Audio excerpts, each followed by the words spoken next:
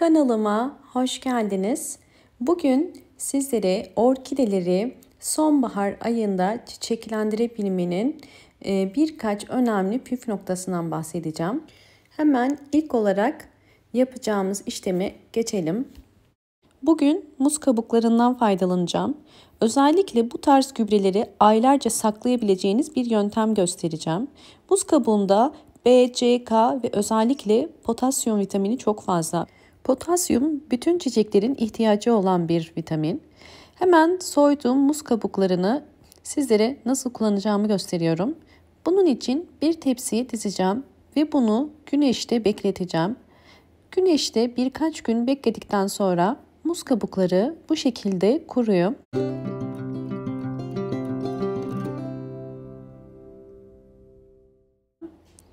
Sizler de evde yediğiniz muzların kabuklarını atmayıp bu şekilde değerlendirebilirsiniz.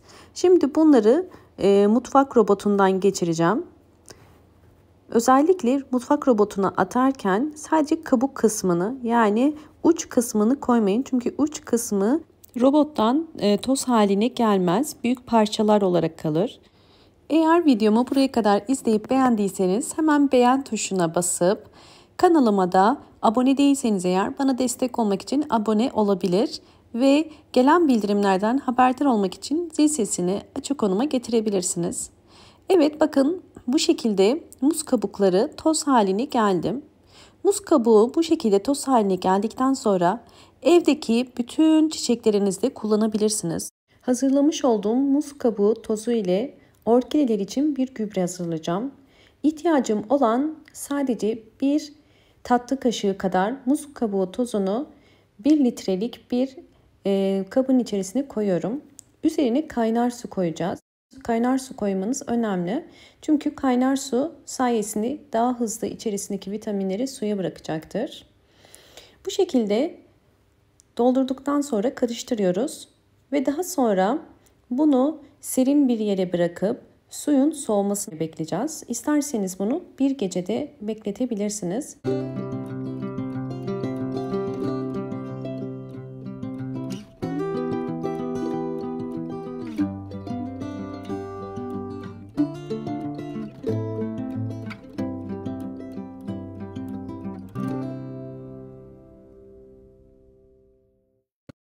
Evet, soğudu ve muz kabuğu suyunu aldım.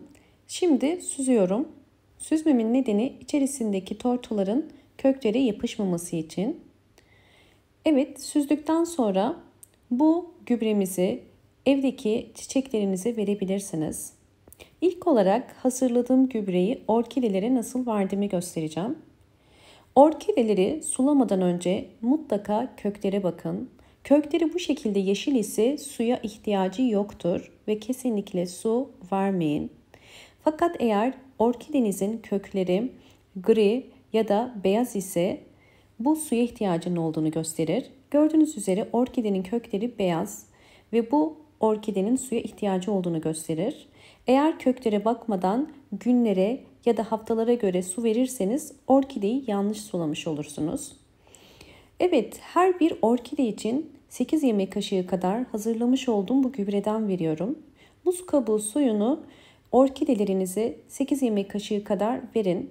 Hiçbir gübreyi çok fazla vermeyin ve mutlaka orkidelerinize gübre verdikten sonra diğer bir sulamayı normal su olarak verin. Bakın suyun içerisine kaldıkça kökler yeşile dönüyor. Ve bu karışımı orkidelerinize ayda bir kere verebilirsiniz. Gübreleri çok sık aralıklarla vermenizi tavsiye etmiyorum. Diğer ikinci adım salon çiçekleri. Bu tarz gübreleri kesinlikle evdeki bütün orkidelerinize verebilirsiniz.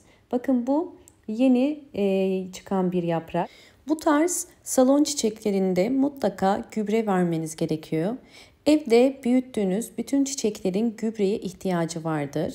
Sizler orkidelerinize ya da evdeki salon çiçeklerinize ne kadar çok gübre verirseniz o kadar hızlı gelişim içerisinde olurlar. Çünkü topraklar içerisindeki vitaminler yeterli gelmeyebiliyor. Sürekli suladığımız için zamanla orkide toprağı içerisindeki mineraller de azalıyor. Bu tarz salon çiçeklerini toprağa iyice ıslanıncaya kadar sulamanız gerekiyor. Ve aloe veralar için evde aloe vera eğer büyütüyorsanız, bu şekilde bol bol yavru vermesini istiyorsanız yine aynı şekilde mutlaka belirli aralıklarla gübre vermelisiniz. Yine muz kabuğu suyunu aloe veralara toprağa ıslanıncaya kadar verebilirsiniz. Böylelikle bol bol yavru çıkaracaktır. Sizlerle orkidelerimin zaman içerisindeki gelişimlerini ve sonuçlarını da paylaşacağım. Videomu eğer buraya kadar izlediyseniz ve beğendiyseniz hemen beğen tuşuna basıp kanalıma da abone değilseniz eğer bana destek olmak için abone olabilirsiniz.